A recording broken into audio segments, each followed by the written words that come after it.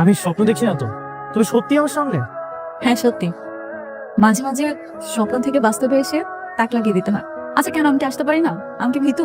কিন্তু এটা তো অবিশ্বাস্য। দেখো, তুমিও জানো আমিও জানি আমাদের মাঝে ভালোবাসাটা সম্ভব না, কিন্তু তুমি চাইলে আমরা ভালো বন্ধু হতে পারি, ফ্রেন্ড।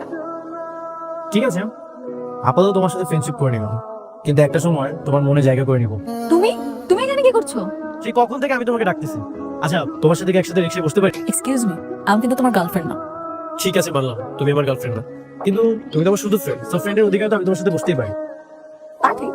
আচ্ছা ঠিক আছে, আসো। হ্যালো। জানো রোহি, আমার বাবা আমাকে সবসময় একটা কথা বলে, তার জীবনে নাকি একটাই দুঃখ, সেটা হচ্ছে আমি। এই কথা তুমি আমাকে কেন বলছো? কেন বলছি জানো? এতক্ষণ আমি খোলা আকাশের নিচে দাঁড়িয়ে একটা কথাই ভাবছিলাম, আমারও কিন্তু জীবনে কোনো কষ্ট নেই, তবে বর্তমানে এখন একটা কষ্ট আছে, সেটা হচ্ছে তুমি।